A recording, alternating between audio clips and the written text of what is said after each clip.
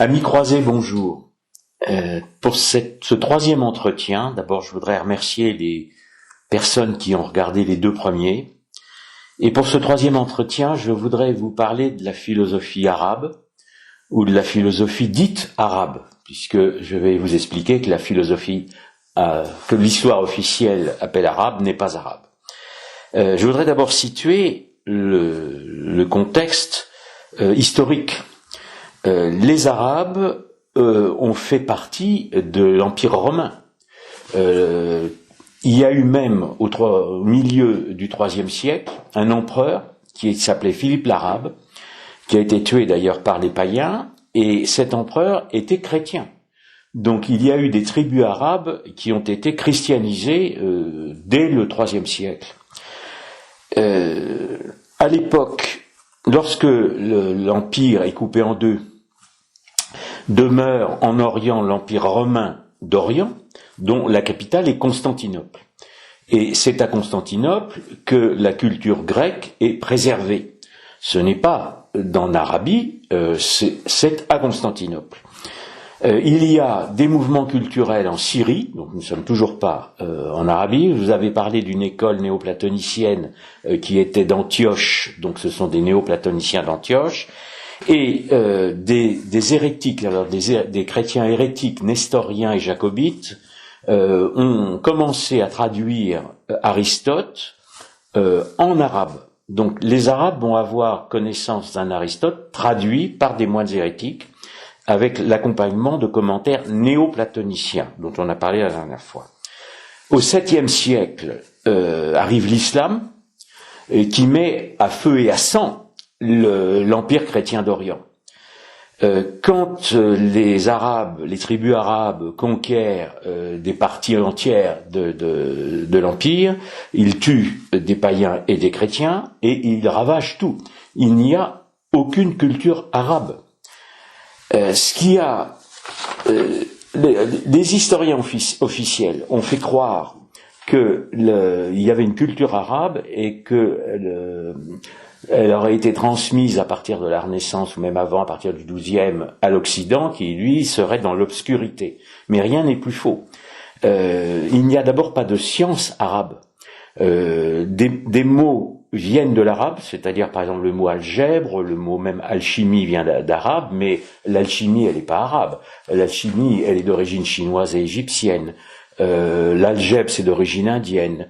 L'astronomie ce sont les Chaldéens, les Chinois. La géométrie ce sont des Chinois, etc. Il n'y a pas de culture arabe.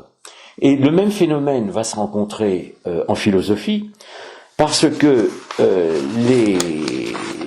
la philosophie arabe, dite arabe, n'est pas le fait uniquement d'arabes. Il y a un certain nombre d'arabes, mais pas simplement. Ce qu'il faut d'abord, ce que je voudrais d'abord dire, c'est que cette philosophie arabe, elle n'est pas condamnée par les musulmans. Donc je ne vais pas parler d'une philosophie arabe, je vais parler d'une philosophie musulmane, si on veut, mais elle n'est pas condamnée.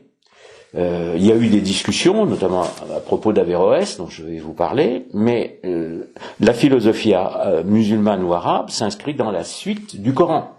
Or, la métaphysique de la philosophie arabe est ce que j'ai appelé le monisme, c'est-à-dire qu'il n'y a pas cette notion d'un créateur hors cosmos. Question. Bon, j'ai écrit ce livre, il y a d'ailleurs déjà une vingtaine d'années, qui s'appelle Islam et Kabbale contre l'Occident chrétien. Alors, je parle évidemment dans ce livre de l'islam, mais c'est pas le sujet d'aujourd'hui. C'est simplement, pour moi, l'islam n'est pas la troisième religion de la Bible, parce que l'islam ne suit pas la même métaphysique que le judaïsme et que le christianisme. L'islam ne s'inscrit pas dans la suite du christianisme, son Dieu n'est pas trinitaire, Mahomet n'a aucune notion du rédempteur, de la double nature, etc.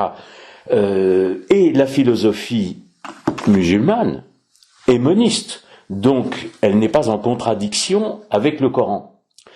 Alors, vous avez donc un certain nombre de philosophes qui sont arabes, et je voudrais aussi les placer dans le contexte des croisades. On se trouve à l'époque alors la philosophie arabe, commence Avant, c'est-à-dire que vous avez des philosophes arabes dont je ne vais pas trop parler, mais Al-Kindi par exemple ou Al-Farabi qui sont au 9e et 10e siècle. C'est dans Al-Farabi qu'on trouve ce que l'on va appeler la procession des intelligences que va reprendre Avicenne dont je vais vous parler. Mais ces philosophes sont des néo-platoniciens, c'est-à-dire qu'ils n'inventent pas, ils reprennent les théories de Plotin. Vous avez aussi en Orient un certain nombre de philosophes qui sont dits arabes, mais qui sont juifs, et qui simplement écrivent en langue arabe, mais ils ne le sont pas du tout. Je vais en citer deux. Vous avez Saadia qui est à Babylone, qui est un philosophe important, c'est le premier scolastique juive, et le fameux Avicebron, qui est au XIe siècle. Avicebron, les moines en Occident croiront qu'Avicebron est un arabe, mais Avicebron, c'est pas son vrai nom, c'est Ibn Gabirol, et il est juif. Et il vit déjà en Espagne. Donc on se trouve, Espagne occupée par les musulmans, et dans laquelle les juifs sont les financiers des musulmans. C'est-à-dire qu'il y a une collaboration juive en Espagne, où les Espagnols, n'oublions pas, les Ibères, sont réduits en esclavage ou déportés, notamment au Maroc. Donc, il faut bien situer cette philosophie dite arabe dans deux contextes. Dans le contexte des croisades, je rappelle que les croisades sont défensives, c'est-à-dire que l'Espagne est occupée et que l'Europe est entière et menacée, et que la papauté décide d'aller porter le conflit en Orient pour que l'Europe soit préservée de l'invasion musulmane. Et il y a aussi une croisade, celle que je mène toujours, qui est la croisade culturelle, c'est-à-dire qu'il faut se défendre contre les intrusions des erreurs qui ont été commises par les juifs et par les musulmans. Donc cette philosophie judéo-musulmane, donc je ne l'appelle pas arabe, elle n'est pas arabe, judéo-musulmane, elle a une particularité. Donc elle est donc plotinienne, c'est-à-dire descendre Plotin dont je vous ai parlé la dernière fois, donc néo-platonicienne, donc ça n'a rien à voir avec l'Arabie, et elle a comme particularité de s'intéresser à Aristote. Alors je n'ai évidemment rien contre Aristote. En Occident, le philosophe grec sur lequel la tradition chrétienne avait porté ses études, c'était particulièrement Platon. Le Saint Augustin a christianisé Platon. Et en fait, Aristote est ressorti contre Platon, c'est-à-dire contre l'augustinisme. Si Aristote a été mis en avant dès cette époque, c'est pour lutter contre la tradition chrétienne. Et l'Aristote que vont reprendre les Arabes, donc pas dans les textes originaux d'abord, hein, c'est l'Aristote commenté par les hérétiques, notamment nestoriens, et néo-platoniciens.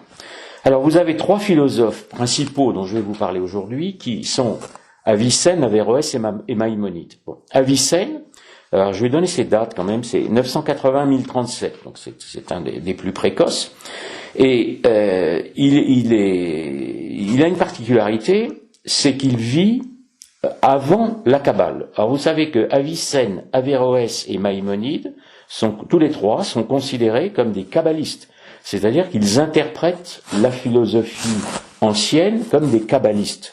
Mais le problème, c'est quand Avicenne vit, il n'y a pas encore la Kabbale, elle n'est pas officielle. Le Bahir, qui est le premier texte qu'on va connaître de la Kabbale, en Occident en tout cas, est du XIIe siècle. Donc là, on est au début du XIe. Alors c'est donc un kabbaliste avant la Kabbale. C'est pour cela que j'avais intitulé mon premier tome la pré-Kabbale, c'est-à-dire cette Kabbale qui existe avant la Kabbale. Et Avicenne n'est pas un arabe, c'est un perse. Donc ne dites pas un perse qu'il est un arabe, ce n'est pas du tout la même chose. Il y a eu une immense civilisation perse qui a été l'adversaire de la Grèce, mais qui a été une très grande civilisation, et les Arabes font table rase de la civilisation perse. Et Avicenne est un perse, et il est un vizir. Donc quand je vous parle aussi de l'histoire secrète, c'est-à-dire qu'il a une fonction politique très importante, et en fait il est un collabo des Arabes. Il trahit son propre peuple. Il est converti à l'islam, et son pays est occupé par les musulmans, et il fait partie des oppresseurs. Je reviens à sa philosophie, mais il faut quand même la situer dans ce contexte. Il va faire un certain nombre de commentaires sur Aristote, donc qui sont néo-platoniciens, ça y a aucun doute, et qui ont une particularité, c'est de faire référence à l'illumination. Je vous ai parlé dès le premier entretien du fameux illuminisme. Donc Avicenne est un illuminé, et il va transmettre cet illuminisme à des moines qui seront des franciscains principalement. Le problème et qui vont évidemment être des franciscains hérétiques. Le problème d'Avicenne, c'est qu'il est panthéiste, donc son Dieu n'est pas externe au cosmos. Et vous savez aussi qu'il est médecin, il écrit un canon de la médecine, qui est d'ailleurs d'origine chinoise et qui n'est pas arabe non plus, dans laquelle il développe une science de la nature. Donc on va déjà être dans un cadre panthéiste et naturaliste. Simplement, son étude dite scientifique de la nature est en fait une étude extatique. Le deuxième philosophe arabe, Averroès, qui vit de 1126 à 1198, est lui aussi un médecin. Alors lui, il a une particularité, il est arabe. Voilà. Il est arabe, donc c'est un philosophe arabe qui est arabe. Bravo. Et lui aussi exerce une fonction politique. Il est en Espagne occupée, donc à Cordoue. Et à un moment, il va aussi aller au Maroc. Et vous savez que les chrétiens où ont été réduits en esclavage, pardon si je le répète, mais c'est quand même important, dans leur propre pays en Espagne, ou ont été déportés au Maroc comme esclaves. Alors, Avicenne est le premier à rompre véritablement avec la théologie, si on peut appeler théologie musulmane. Il va donner une indépendance à la philosophie. Pour moi, c'est le premier philosophe moderne, parce que c'est le premier qui coupe la philosophie de toute théologie. C'est la doctrine qui est un peu abusivement appelée de la double vérité, mais disons qu'il y a pour lui une vérité religieuse et une vérité philosophique, et il les oppose. Il va bien entendu reprendre dans Aristote tout ce qui est incompatible avec la Bible, notamment, alors je ne dis pas, il n'a pas travaillé sur Aristote en grec, mais il connaît Aristote, il n'y a pas de doute, et on peut avoir une bonne connaissance d'un philosophe même sans travailler sur les textes originaux. Mais il va accoupler deux doctrines qui étaient dans Aristote et qui ne sont pas compatibles avec le christianisme. Je n'ai rien ni contre Platon ni contre Aristote, mais il y a des éléments de leur doctrine qui ne sont pas compatibles, notamment cette croyance en la nature, en l'éternité de la nature. Aristote croyait dans l'éternité de la nature, parce que c'était la métaphysique de son époque. Et il va accoupler à cette nature éternelle le fameux intellect actif, n'est-ce pas, qui devient l'âme de cette nature éternelle. À partir de ce moment-là, on est dans la doctrine que j'avais déjà évoquée avec Plotin, qui est la doctrine de l'âme du monde, c'est-à-dire Dieu est un esprit, une âme du monde interne au cosmos. La particularité aussi d'Averroès, c'est de conceptualiser ce que l'on appelle un monopsychisme, c'est-à-dire qu'il y a dans Aristote un intellect agent, mais cet intellect agent, dans Aristote et dans saint Thomas, évidemment quand saint Thomas se penchera sur Aristote, est individuel, il n'est pas collectif, tandis que pour Averroès, l'intellect actif, qu'il dit actif, il y a une petite nuance entre agent et actif, mais je ne l'expliquerai pas ici, cet intellect est unique, c'est en quelque sorte une somme des consciences de toute l'humanité. Donc c'est un Dieu qui devient un Dieu psychique et un monopsychique. Cette théorie, évidemment, qui est incompatible avec la Bible, sera reprise par Siguer de Brabant en Occident, à Paris. Et Siguer des Brabant, qui sera condamné au XIIIe siècle, l'avéroïsme sera condamné, et quand je dis condamné, c'est simplement dans les universités, on dira que c'est hérétique. Il va de soi, Siguer de Brabant n'a pas été condamné. On va pas la fameuse Inquisition qui aurait soi-disant tué tout le monde n'a tué personne. Tout le monde pouvait s'exprimer. Siguer de Brabant théorise ce qu'il va appeler l'être suprême. Alors il est évident que cet être suprême, ce Dieu monopsychique qui devient un être suprême, va traverser les siècles pour atteindre le siècle des Lumières et évidemment l'être suprême ensuite de la Déclaration des droits de l'homme. Quand je parle de la philosophie arabe, j'ai évidemment en arrière-pensée ce qui va arriver en Occident par la suite. Troisième philosophe, dit arabe, Maïmonide. Maïmonide, 1135-1204, également en Espagne occupée, qui lui n'est pas arabe du tout. Il est juif et il est rabbin. Alors, il est rabbin et c'est un grand spécialiste de la Kabbale. C'est un kabbaliste officiel. À ce moment-là, on est dans la Kabbale officielle. Et il est l'ancêtre de Spinoza, qui lui-même est l'ancêtre du socialisme. Là, on va commencer à retrouver l'actualité. Et pour Maïmonide, Maïmonide reprend, soi-disant veut accorder Aristote et la Torah, mais reprend d'Aristote cette fameuse doctrine de l'éternité du monde, qui n'est pas compatible avec le judaïsme. Et simplement parce que à partir du moment où le monde est éternel, il n'y a pas de création ex nihilo.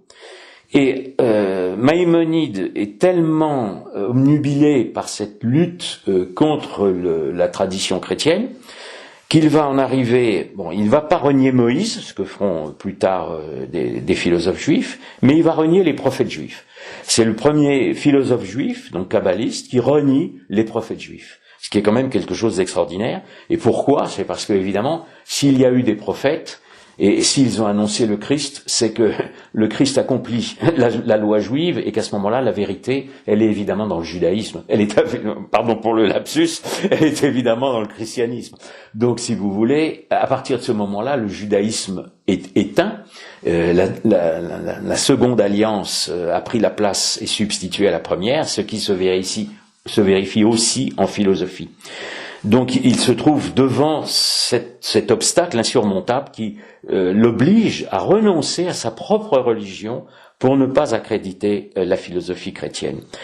Il est officiellement un kabbaliste. Vous savez que la Kabbale, elle est culturelle, elle va influencer les littérateurs, mais elle a aussi un aspect politique, un aspect financier. Au XIIe siècle, à partir de la moitié du XIIe siècle, les philosophes dits arabes sont traduits par des juifs. Il faut reconnaître les choses telles qu'elles sont. Et l'histoire officielle, d'abord parce qu'ils parlaient la langue arabe, puisqu'ils occupaient l'Espagne avec les Arabes depuis pas mal de siècles, et ils le traduisent en latin.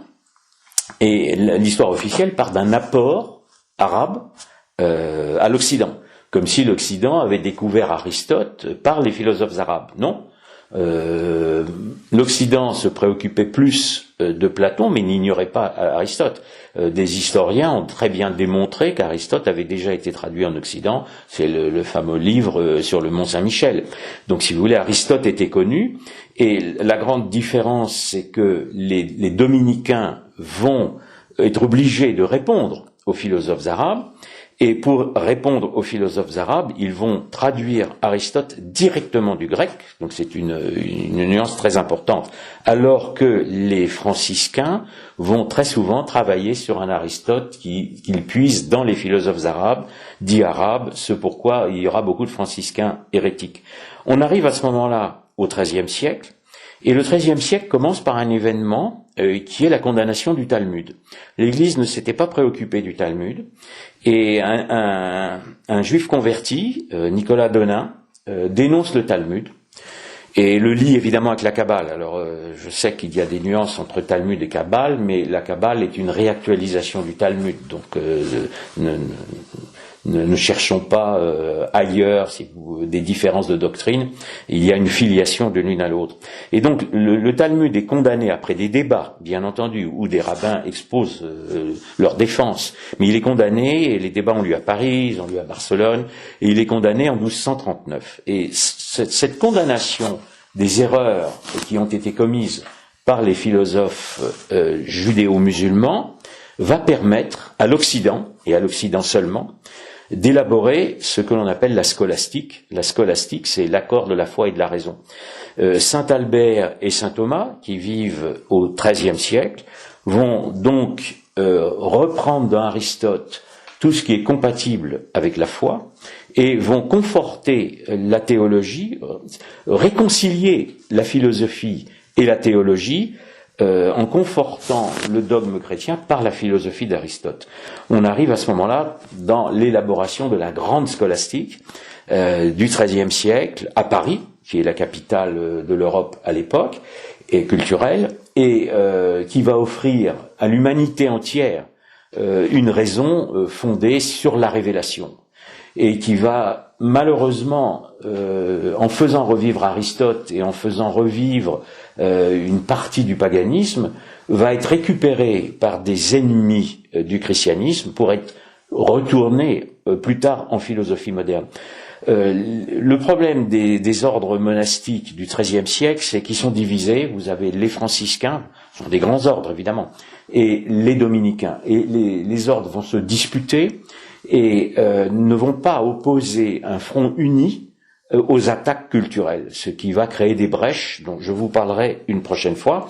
Ce que je veux simplement dire ici, c'est que malgré cette grande scolastique, les philosophes de la Renaissance vont faire revenir la métaphysique de la philosophie judéo-musulmane et non pas reprendre la philosophie scolastique, notamment le thomisme. Ce sera évidemment un drame à partir du moment où la Renaissance, comme tout le monde le sait, ouvre la voie à la philosophie moderne. Autrement dit, la philosophie moderne ne commence pas au XVIIe siècle avec Descartes, elle commence dès le XIIe, en islam, tout au moins en islam, voilà, pas dans l'islam, mais en islam, en pays d'islam, avec Averroès, qui, pour la première fois, coupe la philosophie de la théologie, ce qui sera le drame de la philosophie moderne, ce qui aboutira évidemment à la négation de Dieu. Voilà, je vous remercie et je conclus toujours de la même façon, c'est qu'en face de tous les mensonges que nous subissons, n'oublions pas que nous sommes des croisés.